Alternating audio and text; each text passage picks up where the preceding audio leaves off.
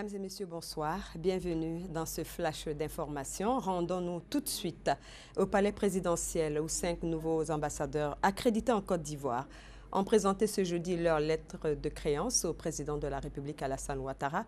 Il s'agit des ambassadeurs du Royaume-Uni, de Grande-Bretagne et d'Irlande du Nord, du Royaume des Pays-Bas, de l'État d'Israël, du Royaume du Maroc et de la République tunisienne.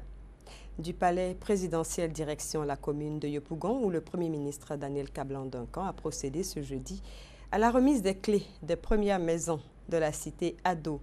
Au total, ce sont 512 logements qui ont été livrés à leurs acquéreurs. Ce projet, rappelons-le, s'inscrit dans le cadre du programme présidentiel des logements sociaux initié par le président Alassane Ouattara. Les détails avec Abou Sanogo. C'est fait.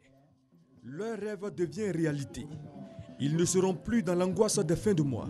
Ils sont les premiers acquéreurs de logements sociaux, économiques et de standing. Les premiers bâtiments de la cité Ado dans la commune de Yopougon ont été livrés. C'est le plus grand jour de ma vie. C'est le meilleur cadeau de Noël que j'ai jamais eu. Je dis un grand merci au président. J'ai jamais imaginé que je pouvais avoir une maison à Abidjan, surtout à Abidjan. C'est ma clé, je suis dans une 3 pièces, flambant neuve. Vraiment, je ne saurais quoi dire. Cette première tranche comprend 512 logements achevés, équipés et disponibles. Et elle s'inscrit dans le programme présidentiel des logements sociaux, économiques et de standing lancé par le président de la République en 2012. Pour ce programme présidentiel, l'État a investi plus de 35 milliards de francs CFA pour les VRD primaires, plus de 5 milliards pour la purge des droits coutumiers. Le gouvernement s'engage à ne plus attendre, à procéder aux remises des clés dans une périodicité donc de 2 mois. Ce site a accueilli 3 promoteurs agréés pour la réalisation de ce programme. Aujourd'hui, nous sommes en mesure de dire que nous avons contribué à apporter une solution au problème des logements sociaux en Côte d'Ivoire. Nous avons 54 milliards sur les différentes conséquences des promoteurs, c'est énorme. Et la balle est dans le camp des promoteurs aujourd'hui et d'aménageurs pour pouvoir satisfaire cette clientèle-là. Le Premier ministre Daniel Kablan-Duncan a invité les institutions financières à jouer leur partition dans l'accompagnement des acquéreurs. Il s'agit de permettre aux Ivoiriens d'accéder à un niveau de vie amélioré dans un cadre sain. C'est pourquoi de 60 000 logements sociaux et économiques initialement prévus, le nombre a été porté ensuite à 150 000 logements. Cette politique répond à l'aspiration légitime de nos concitoyens de disposer d'un toit décent à des coûts raisonnables. Cité Ado portant ainsi son illustre nom. Lui dont la promesse de campagne en 2010 s'est traduite en réalité concrète et tangible sur le terrain grâce à l'ingéniosité et à l'abnégation de tous ses collaborateurs en charge d'importants dossiers. Sur ce site, un ensemble de 2172 logements de 2, 3 et 4 pièces seront livrées en plusieurs tranches. La cité Ado aura un centre commercial, une école primaire et des aires de jeu. La lutte contre la surcharge sur nos routes va s'intensifier. Le ministre des Infrastructures économiques, Patrick Hachi, a annoncé aujourd'hui l'application intégrale et effective du règlement 14 de l'UEMOA à compter du 1er février 2017.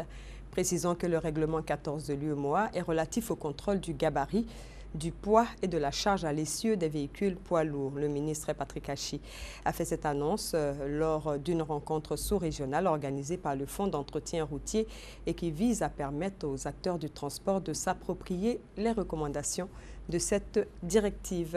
Hors du pays, en République démocratique du Congo, la situation politique reste toujours tendue après la fin du mandat constitutionnel du président Joseph Kabila. De son côté, la conférence des évêques est toujours à la recherche d'une solution.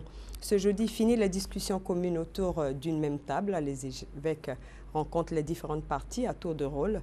L'enjeu est d'aboutir à un accord politique avant Noël pour organiser la transition. Et puis en Syrie, 31 observateurs des Nations Unies sont arrivés sur place ce jeudi afin de superviser la phase finale des dernières évacuations de combattants et de civils. Ce déploiement répond à une résolution proposée par la France et adoptée à l'unanimité par le Conseil de sécurité de l'ONU.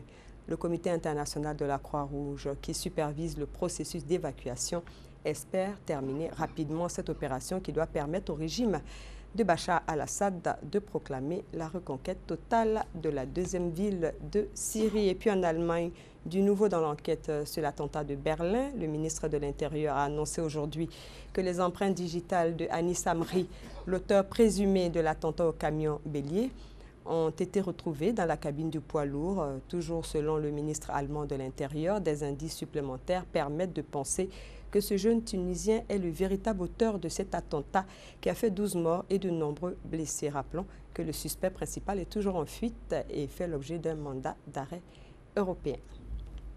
C'est la fin de ce flash. On se retrouve à 20 h pour la grande édition.